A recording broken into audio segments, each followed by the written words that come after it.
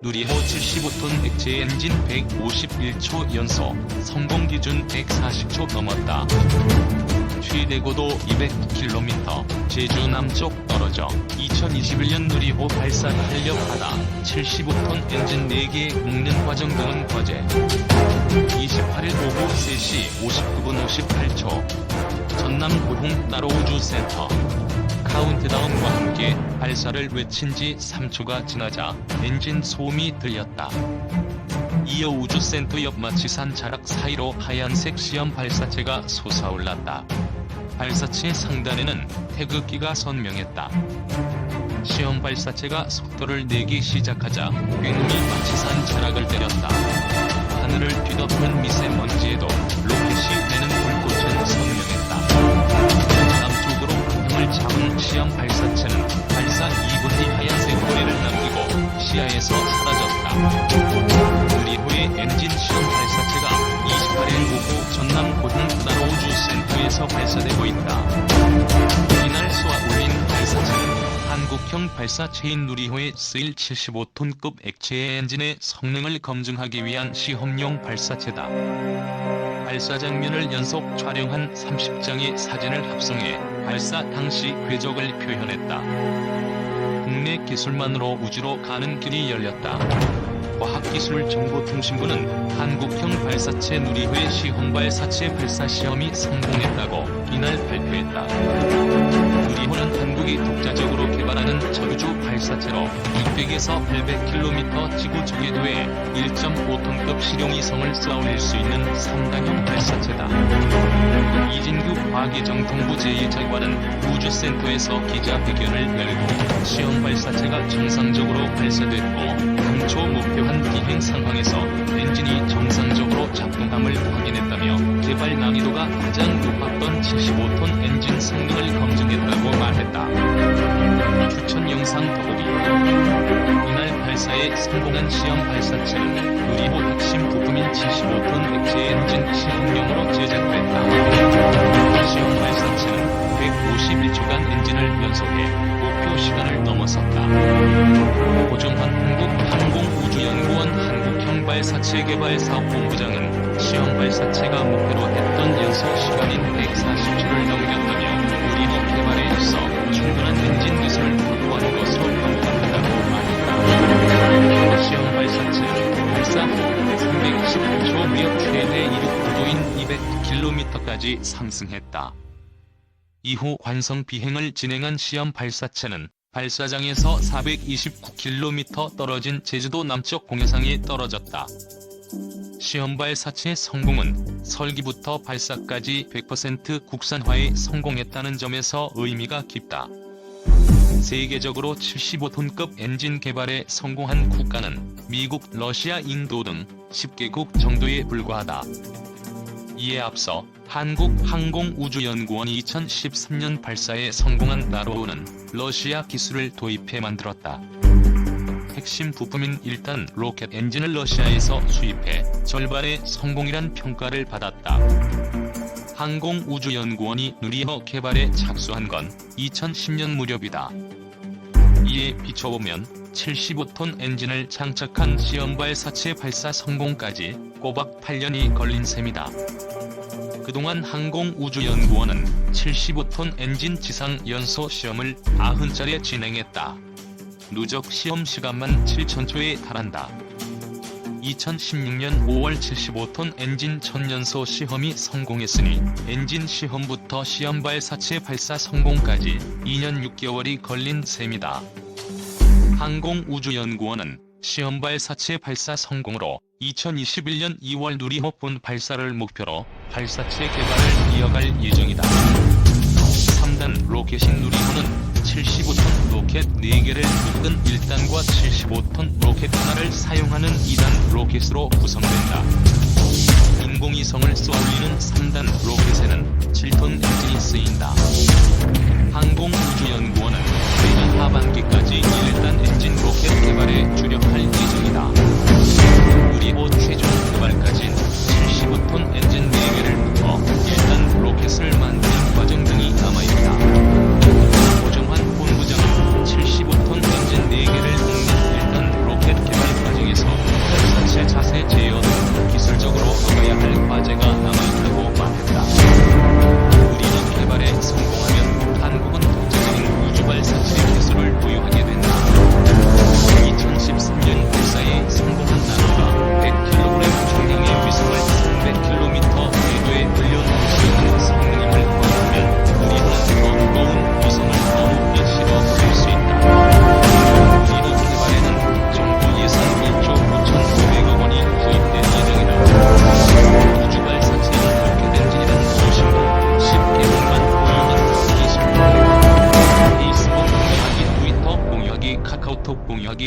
스토리 공유하기, 블로그 공유하기, 네이버 밴드 공유하기.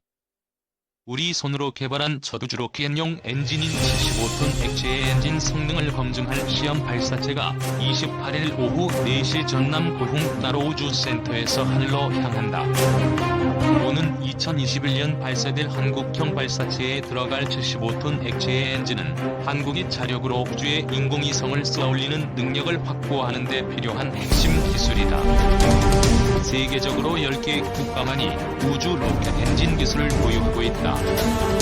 1957년 인류 최초 인공위성 스푸트니크 1호를 쏘아올린 러시아에 비를 이어 미국, 프랑스, 일본, 중국, 영국, 인도, 이스라엘, 이란, 북한이 자국 로켓을 타고 우주로 올라갔다. 도대체 우주 발사체에 들어갈 로켓 엔진은 어떤 원리이고 왜 이렇게 개발하는 데 힘들까? 로켓이 나는 원리는 뉴턴이 이야기했다. 로켓 엔진은 지구 대기권뿐 아니라 우주 공간도 비행할 수 있는 추진기관이다. 로켓이 나는 원리는 공기가 빵빵하게 찬 풍선이 나는 원리와 같다. 풍선 주둥이를 놓으면 공기가 빠져나가며 이리저리 날아가는 풍선을 볼 수 있다. 작용 반작용의 법칙으로 알려진 뉴턴의 운동 제3법칙에 따른 결과다. 이 법칙에 따르면 한 물체에 힘을 가하면 이 물체도 같은 힘을 반대로 가한다. 풍선에서는 부풀기 전 원래 형태로 돌아가려는 힘이 공기를 밖으로 내보낸다. 그 반작용으로 공기도 풍선을 밀어낸다. 이렇게 힘을 받은 풍선은 공기가 빠져나간 반대 방향으로 날아간다. 시험 발사체에 장착된 로켓 엔진이 작동하는 원리도 풍선이 날아가는 원리와 같다. 무언가를 밖으로 보내면 그 반작용으로 날아가는 힘을 받는다. 예를 들어 한 사람이 공을 던지면 던진 사람도 반작용으로 힘을 받는다. 다만 힘이 크지 않아 눈에는 반작용이 보이지 않을 뿐이다. 로켓 엔진이 던지는 공은 분사된 가스다. 연료를 부어 높은 압력의 가스를 만들고 이 가스를 엔진 밖으로 분사해 날아갈 힘을 얻는다. 공을 던진 사람이 공으로부터 받는 힘은 공무게와 가속도가 결정한다. 여기엔 뉴턴의 운동 제2법칙인 뉴턴화가 쓰인다. 힘의 크기는 가속도 곱하기 질량이라는 공식이다. 공이 사람에게 받은 힘은 공의 가속도 곱하기 공의 질량이고 공을 던진 사람도 반작용으로 같은 힘을 받는다. 공의 질량은 1kg, 사람의 질량은 100kg이라고 하자. 초속 10m의 속도로 공을 던지면 사람도 공이 받는 힘과 같은 힘을 받는다. 사람이 공보다 100배 무거워 사람이 받는 가속도는 100분의 1이 된다. 결국 초속 0.1m의 속도로 공이 날아가는 방향의 반대로 움직이게 된다.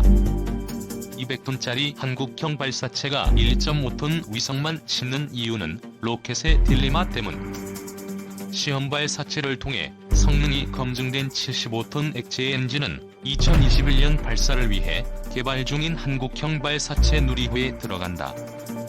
누리호의 이륙 중량은 200톤에 이른다. 250명을 태울 수 있는 중형 항공기 무게와 비슷하다. 누리호 목표는 1.5톤급의 실용위성을 고도 600에서 800km의 저궤도에 올리는 것이다. 1.5톤은 중형 세단 하나의 무게다.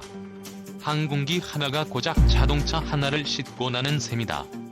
여기에도 로켓의 원리에 따른 이유가 숨어있다. 로켓 엔진의 힘은 뉴턴으로 표시되는 주력으로 표현한다. 1kg의 물체가 중력을 거슬러 공중에 떠있기 위해서는 9.8N의 힘이 필요하다. 몇 초 한 개씩 1kg의 공을 던지면 던지는 사람은 9.8N의 추력을 얻을 수 있다. 100kg의 사람이 하늘에 뜨려면 980N의 추력이 필요한 셈이다.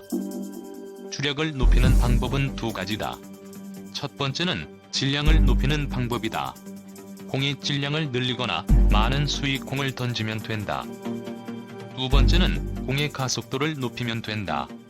100kg의 사람이 떠 있으려면 몇 초 초당 980m 속도로 땅으로 공을 던지거나 몇 초 100개씩 초당 9.8m의 속도로 공을 던지면 된다.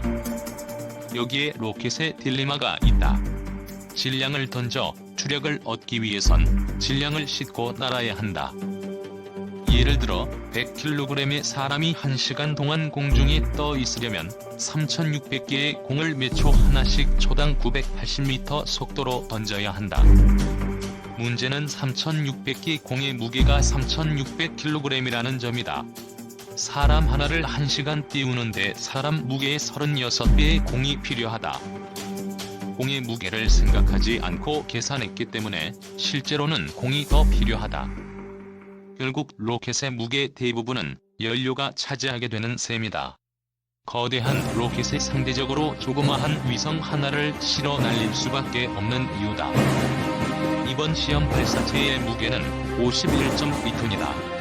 연료를 143.5초간 연소하며 하늘을 날게 되는데 이때 쓰는 연료와 산화제의 양은 36.4톤이다. 연료의 무게만 로켓 무게 70%인 이유가 여기에 있다. 원리 하나에도 로켓 엔진 개발이 어려운 이유. 시험 발사체에는 순수 한국 기술로 개발한 75톤 액체 로켓 엔진을 장착했다. 75톤급 로켓은 75톤의 무게를 궤도로 날려보낼 추진력을 가지고 있다는 뜻이다. 우주 로켓은 세계에서도 10개 공감한 기술을 갖고 있을 정도로 어려운 기술이다. 로켓이 따는 물리적 원리는 간단하지만 신체 개발이 어려운 이유는 그런 힘을 내는 액체 엔진 구조가 워낙 복잡하기 때문이다. 화학 연료를 사용하는 로켓은 연료에 따라 고체 연료 로켓과 액체 추진 로켓으로 나뉜다. 고체 연료 로켓은 값싸고 간단한 구조다. 반면 액체 추진 로켓은 연료 투입량을 제어할 수 있어 정교한 제어가 가능하다. 하지만 그만큼 복잡하고 조그만 실수도 용납되지 않는다. 고려 말 최무선이 주화라는 무기용 로켓을 만든 기록이 있을 정도로 한국에서도 역사 같은 고체 연료 로켓은 구조가 간단하다. 빨리 타지만 폭발하지는 않는 고체 연료를 엔진에 채우면 된다. 폭발에 쓰는 화약의 조성을 조금만 바꾸면 고체 연료로 바꿀 수 있다. 엔진은 원통형으로 내부에 고체 연료를 채운다. 가운데는 원통형 모양으로 비어있다. 비어있는 공간에 불을 붙이면 안쪽 고체 연료부터 연소하며 발생한 가스가 배출돼 추력을 얻는다. 고체 연료는 만들기 쉽고 값이 저렴하며 상대적으로 안전하다. 하지만 불이 한번 붙으면 멈출 수 없어 추력을 조절할 수 없다. 흥미는 엔진 제어가 불가능하다. 반면 액체 추진 로켓은 주입하는 연료량을 제어하는 게 가능하다. 정교한 제어가 필요한 우주선 영역에서 액체 추진 로켓이 쓰이는 이유다. 1926년 미국 물리학자 로버트 고다드는 액체 추진 로켓을 최초로 개발했다. 이때 쓴 연료와 연료에 불을 붙이는데 쓰는 산화제가 모두 액체다. 액체의 엔진 연료에는 대화수소나 화석연료, 산화제에는 주로 액체 수소가 쓰인다. 연료와 산화제가 엔진 송연소 체인부로 들어가 불이 붙으면 온 호흡의 가스로 변한다. 가스는 로켓의 하단부에 있는 노즐을 빠른 속도로 빠져나가며 로켓에 추력을 준다. 액체 추진 로켓의 개발이 어려운 이유는 구조가 복잡하기 때문이다. 안전을 위해 연소 체인부와 노즐을 시켜줘야 하는데 이를 위해 연료나 산화제로 쓰이는 극저온의 액체 산소나 수소를 부품 주위로 순환시키는 장치가 들어간다. 연소 체인부의 가스가 또 아니라 체인부의 기체보다 높은 압력으로 연료를 주입해야만 연료가 들어가야 하는 것도 어려운 문제다. 이를 위해서는 연료를 고압으로 주입하는 추진체 갑계통도 필요하다. 지난달 25일로 예정됐던 시험 발사체 발사도 이 부품의 이상으로 연기됐다. 현재는 연료를 고압 가스를 분사해 추력을 내는 화학 로켓 엔진이 대부분을 차지한다. 미국 스페이스X의 펠컨 9이나 유럽의 아리아노도 마찬가지다. 하지만 로켓의 원리를 생각해보면 다른 추력 방식도 충분히 가능하다. 던지는 공이 꼭 가스일 필요는 없다. 작용 반작용을 일으킬 질량을 던지는 시스템만 갖춘다면 어떤 구조도 로켓이라 부를 수 있다. 고압 질소를 담아놨다가 분출하는 로켓은 작은 추력을 낼 때 쓰인다. 인공위성의 자세를 제어하거나 우주 비행사가 우주 공간에서 움직일 때 쓴다.